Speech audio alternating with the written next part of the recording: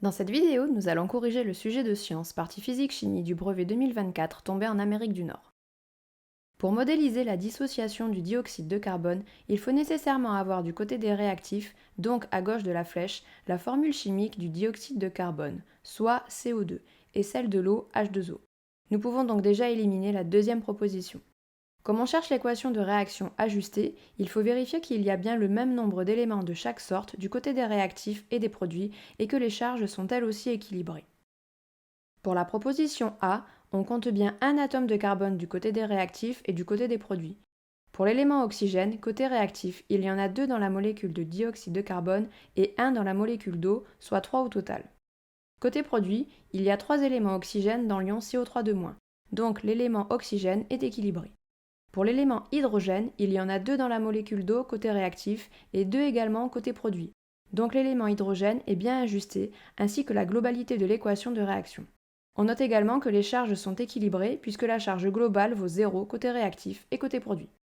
Pour la proposition C, et en procédant de façon similaire, on constate que l'élément carbone est bien équilibré. Pour l'élément oxygène, côté réactif, il y en a deux dans la molécule de dioxyde de carbone et un dans la molécule d'eau, soit 3 au total, et 3 également dans l'ion CO3-. En revanche, on constate qu'il y a deux éléments hydrogène côté réactif provenant de la molécule d'eau, mais un seul provenant de l'ion H+ côté produit. Pour la charge globale, on a 0 côté réactif, mais 1- côté produit. Ainsi, pour ces deux dernières raisons, l'équation de la proposition C n'est pas ajustée. On retient donc que c'est la proposition A qui est correcte. Passons à la question 1b. Pour mesurer le pH de l'eau de mer, on peut utiliser le pH-mètre ou du papier pH qui donnera une valeur un peu plus approximative. Question 1c. Comme on peut le déduire grâce à l'équation de réaction de la question 1, on remarque que la transformation chimique associée à la dissolution du dioxyde de carbone dans l'eau forme l'ion hydrogène H+. On sait que les ions hydrogène H+, sont responsables de l'acidité d'une solution. Plus il y a d'ions H+ dans une solution, plus le pH est faible et la solution acide. C'est ce qui se produit pour les océans ici. Question 2. On remarque via le document que l'empreinte carbone d'un smartphone est essentiellement due à sa phase de production et à sa phase d'utilisation. On peut donc proposer que l'utilisateur garde son smartphone le plus longtemps possible afin de diminuer la fréquence de production et qu'il l'utilise raisonnablement. Pour les questions suivantes, nous allons nous aider de la représentation d'un atome fourni dans le sujet. Question 3a. Le symbole de l'élément lithium est Li, L majuscule et I minuscule comme on peut le voir dans le premier document. Question 3b. Le nombre de protons correspond au nombre numéro atomique Z de l'élément. Ici, c'est 3, donc le noyau d'un atome de lithium contient 3 protons. Question suivante, question 3c.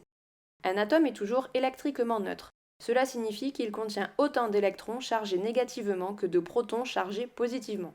Comme l'atome de lithium contient 3 protons d'après la question précédente, on en déduit donc que l'atome de lithium contient 3 électrons.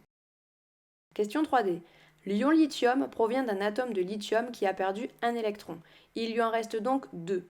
Comme il a toujours 3 protons, il a une charge positive de plus que de charge négative.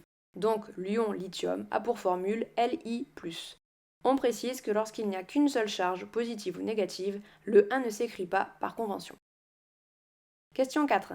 Dans le diagramme énergétique du vélo, en 1 pour l'énergie exploitée par le vélo, on met l'énergie cinétique due au pédalage de la personne. En 2, l'énergie utile et l'énergie électrique qui permettra de charger le téléphone. Et en 3, l'énergie perdue, ici l'énergie thermique. Passons à la question 5.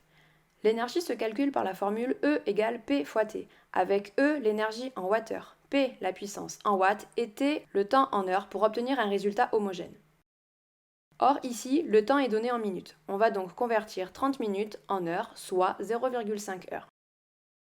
On en déduit que l'énergie E égale P fois T égale 50 watts fois 0,5 heures égale 25 Wh.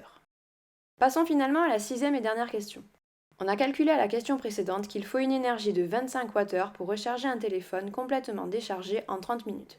Ici, comme il y a 4 personnes dans la famille qui chargent chacun leur téléphone totalement déchargé une fois par jour, ils ont besoin en un an, soit 365 jours, d'une énergie égale à 25 Wh fois 4 fois 365, ce qui donne 36 500 Wh par an, soit 36,5 kWh par an.